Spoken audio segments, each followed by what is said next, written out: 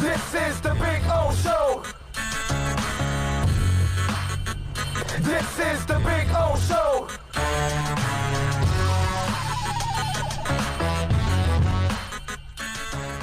We promised you we're going to talk a little basketball right now with my man Andre Fernandez, who does an excellent job of covering the Miami Heat for The Athletic. You can follow him on Twitter at Fernandez Andre C.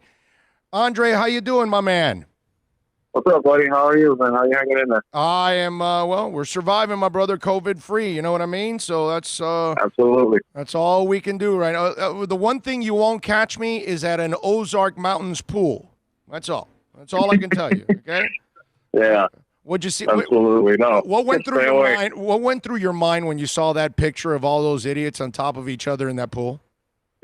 It's okay to swear on your show, right? Yeah. Oh, yeah. Go ahead. Like lightly. Yes. Yeah. My initial reaction was just, oh, shit. What was that? Say it again. I just said, oh, shit. Are you kidding? Like, here we go. Yes. Exactly. I mean, that reminded me of when I was a kid at the Venetian pool, but I had no choice there because I was a kid. But as an adult, even without COVID, I wouldn't go in that pool at all, dude. At all. Exactly. Right? I know. Go ahead. I never, you know how much paranoia as a kid sometimes you had that someone was going to do something gross or nasty in a pool, and then you're jumping into that shit and all that. You know what I mean? Yep. Yeah. No, I'm with you, man. I'm with you. Yeah.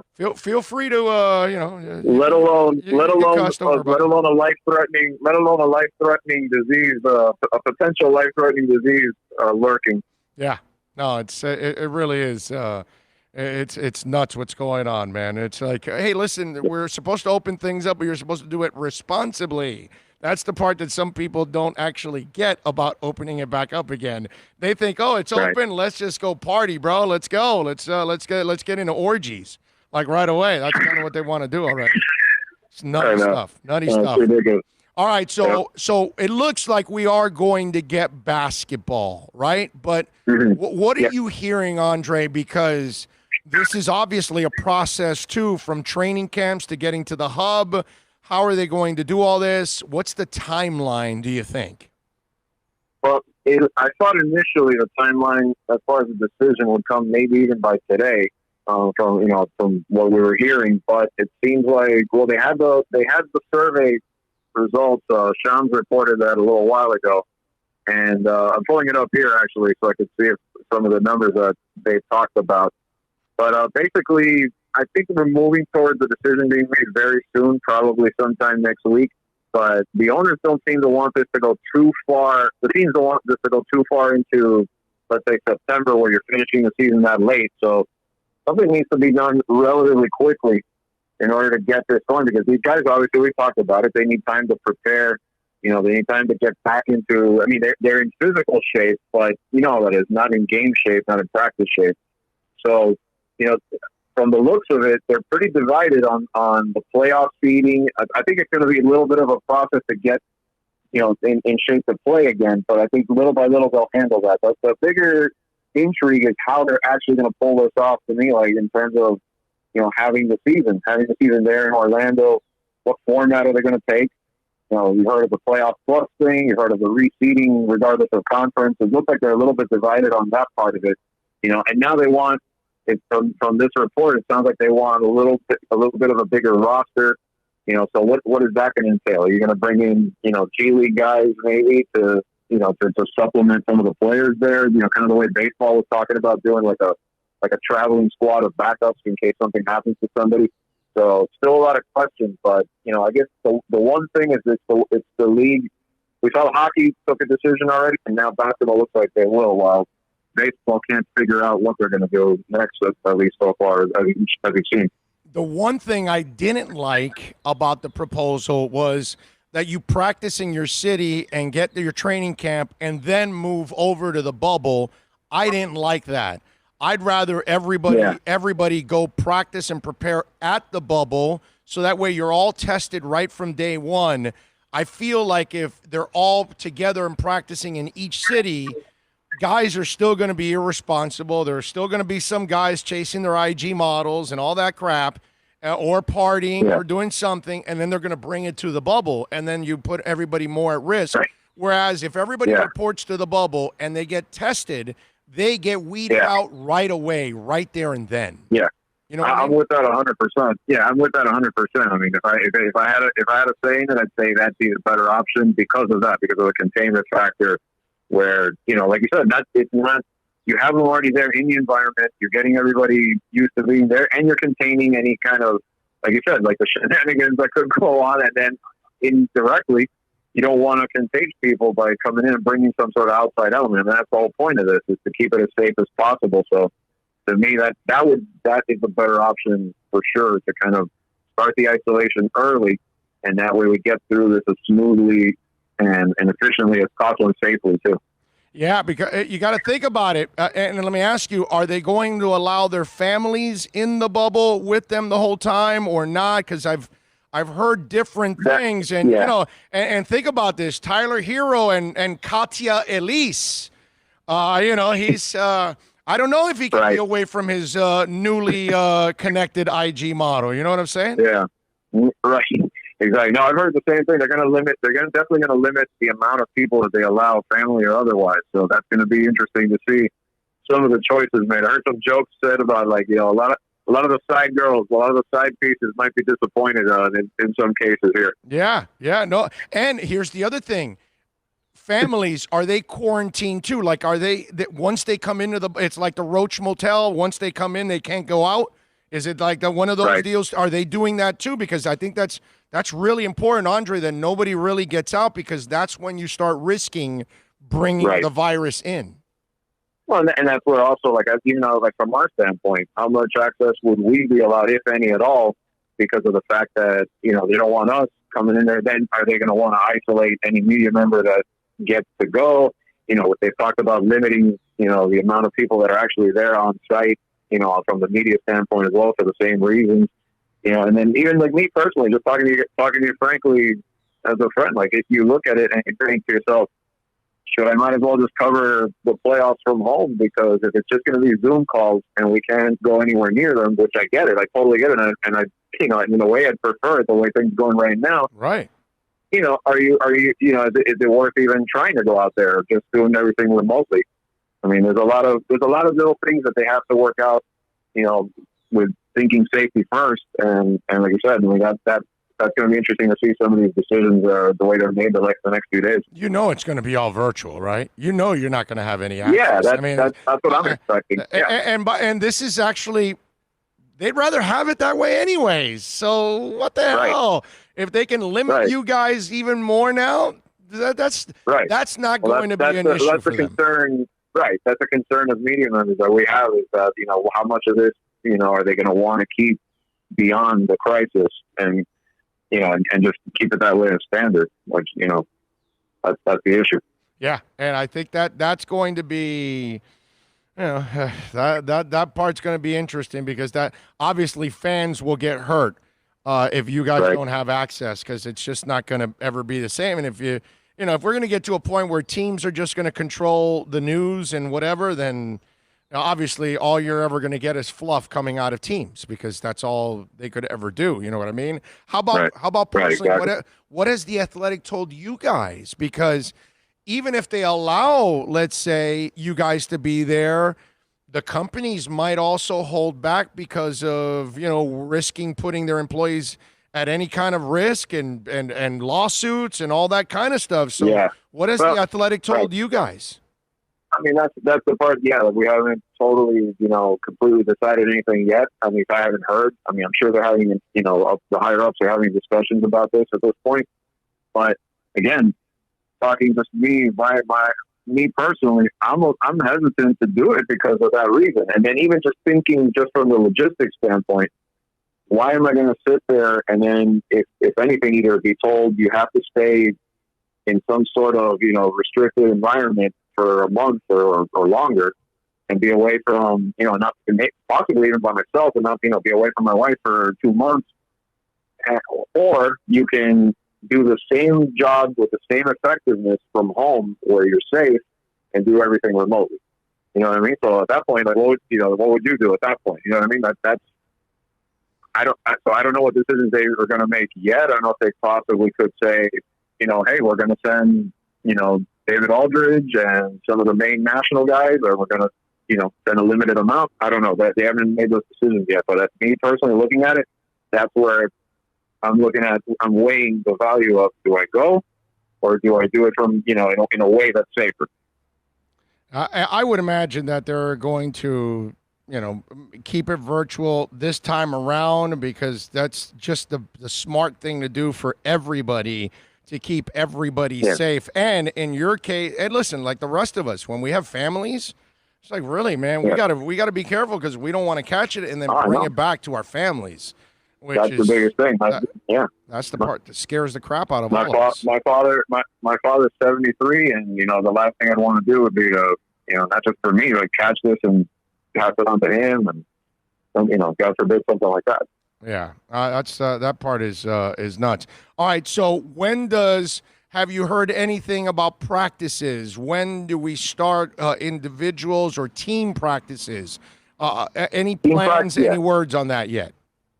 I haven't, on the basketball end, I haven't heard anything formal yet, because, again, I think they're waiting to hear sort of like the same thing that happened with the NHL, when they finally decided the format and said, all right, here we go, this is going to be, by this time, and put a proper plan in place. But I think we're getting close. I think we're getting to that point soon where a decision is going to be made. I think it's probably within a week, from everything I'm hearing and reading.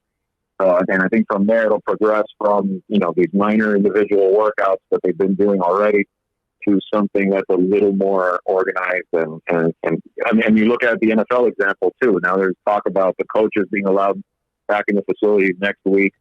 So I think each league's kind of monitoring what each other league is doing, and I think taking the cue a little bit from each one in their discussion. So.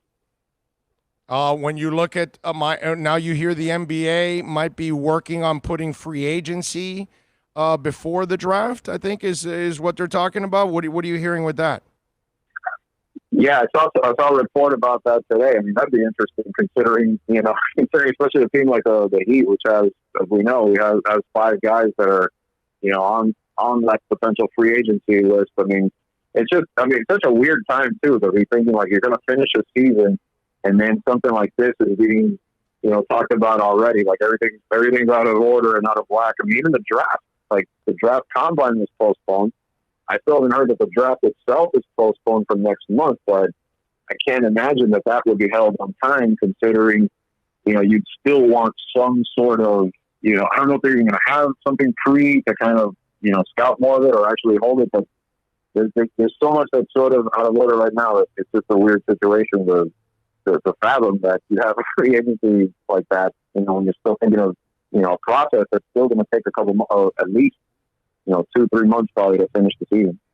Yeah, no, I'm with you there. When you look at where is the Heat at, because let's remind folks, there's really not a lot of flexibility at all this offseason, correct? It's really next offseason where they're hoping, right? Fill everybody in on that. Not massive salary cap space this in this one going in, but decent. They have decent ones. But here's the problem. Because of what's happening with the NBA, they expect the cap is probably going to shrink. And if that happens, that takes away the amount of flexibility they had before when it comes to pursuing a big name from outside. I mean, everybody keeps throwing Gallinari's name out there, and you have others that are, maybe slightly more affordable options out there that they could have looked at. But if suddenly you only have maybe a wiggle room of, $10 million to play with, then that changes everything. And then at that point, you're not going to get that impact player from outside. Then you might as well maybe try to divert what you can to keep the guys that have been useful for you. Do that for one more season and then still keep yourself in good shape to go for the big, to go for the whales in 21, which is what you really want. What'd you think of that story about Beal and the Nets talking about Beal? That's interesting because, Beal is still a guy that if somehow they could figure that out, to me, like I was actually talking a little bit about it the other day, that everybody talks about Giannis, and that's great, but, if you can bring in a guy like Beal, that would be a tremendous addition going forward, a guy that you could pair him in this group that you have right now. Imagine him doing what he does with Bam there. You can take the pressure off of Jimmy, who's, as we know, is getting into his early 30s now. I mean, it's still that's still an intriguing prospect to think that somehow something can be done to make him the third guy in the future for this team. But again, to me, that still remains the biggest thing with this team, is to somehow create that potential championship window again in the coming years. Even if you can't really make a great move now because of things that are going on, heading into this free agency period, you still want to be able to pull that big move off later on. All right, so it's your job to think about all these crazy ass moves. So fill us in, because I'm trying to figure out. And you and I know that fans come up with the worst trades. They offer you like the 3 shittiest players on your team, and they think the other team's going to take it. So what's a realistic trade? What are the sacrifices that Miami would have to give up? Because some of those young pieces they're not paying anything to, they're going to be part of that trade for Bradley Beal. So if Washington wanted to move Bradley, what would it require to get back in return? What's going to hurt us? What are we going to lose as Heat fans that we say, oh, that makes us cringe?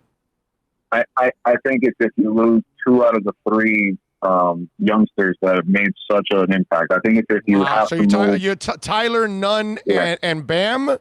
2 of those 3? No, not Bam. Not Bam. Okay. They wouldn't move Bam, but I think it's Tyler, Kendrick, and potentially Duncan, like in some combination. Not all 3, but if you have to give up, what would really hurt, to answer your first part, the really painful one would be if you had to give up a combo of, let's say, Tyler and Kendrick, or Tyler and Duncan, something like that, or even Kendrick and Duncan, some combination of 2 out of those 3.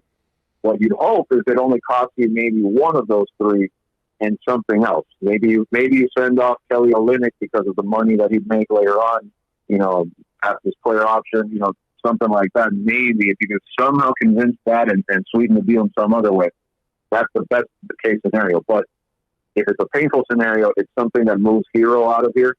And to me, out of the 3, the one that you look at right now, unless he develops his game more than being just a prolific scorer, would probably, to me, would be Nunn. And he's a little bit older than the other guys. That's the guy. I mean, you love what Robinson brings you as a shooter and all of that. That could make him. That would make him definitely painful if this is the guy.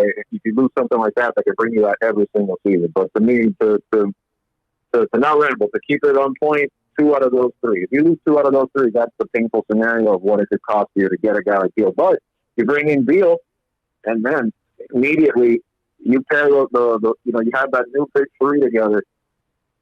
That gives you a window. That gives you a pretty decent little window of making another championship run, though. So the follow-up question, which I think you kind of answered it to me already, the follow-up question is, all right, Andre, Fernandez is the general manager, and now you are forced to give up 2 of those 3 players. Are you telling me that Tyler and Duncan would be the 2 you would give up and you'd keep Kendrick Nunn? Is that what you're saying?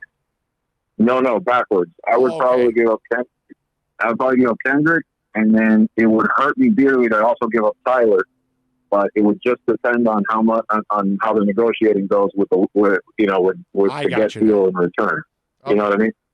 That's where Kendrick only because this is not a knock on Kendrick. It's only because if the way you look at him right now, obviously he's a great scorer for you, but does he give you enough in other aspects of his game? And that's where, unless he develops that in the next season coming up, and you see that he's more valuable to you, but that's where I'd say, and Tyler is such an attractive piece for another team. Like, if you include him in any deal, I think that's going to sweeten it big time, for somebody to bite on something like that. Yeah. Too. But obviously it hurt a lot. I have a problem getting rid of Tyler and Duncan at the same time, even for Bradley Beal, because those 2 guys bring so much offense. I don't think Beal is actually going to produce more offense than Hero and Duncan combined. But I'm with you 1,000%. Nunn would be the guy that I have to get rid of out of the 3, only because I don't know if Nunn will ever be an efficient shooter.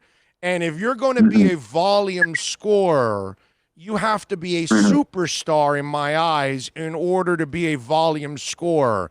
If you're a third, fourth piece to a team and the only way you can get your points is by volume, that's not efficient enough in this league. I'm sorry. It's just that, I mean, we kind of went through that with the big three. With the big three, they were about scoring and scoring in efficiency. So that's something that's really important to this team. And that's the one trait that I see in Nunn's game that's his weakness, that he is not an efficient guy. He's not.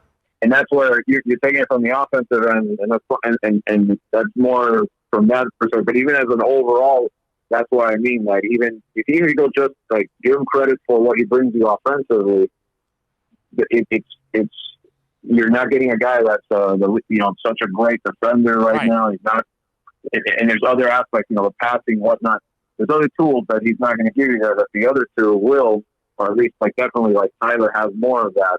And that, but yeah, he'd be the one out of the three right now for sure. And then you'd have to make a painful choice between one of the other two. Yeah, and that would pain me to get rid, because the other two are so freaking perfect for this league, bro.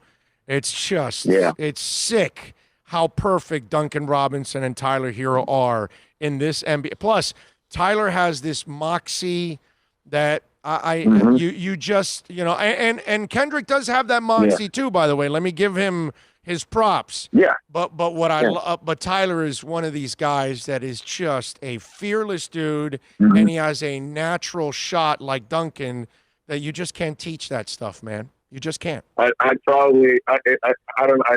saying this, and I probably would regret it in a heartbeat, but I'd say probably that's why I'd probably lean towards keeping Tyler a little bit more, because me too. I'd say, all right, I'll give you Duncan, and then I'm going to cry every time he hits 10 threes a game. Yes. For someone else.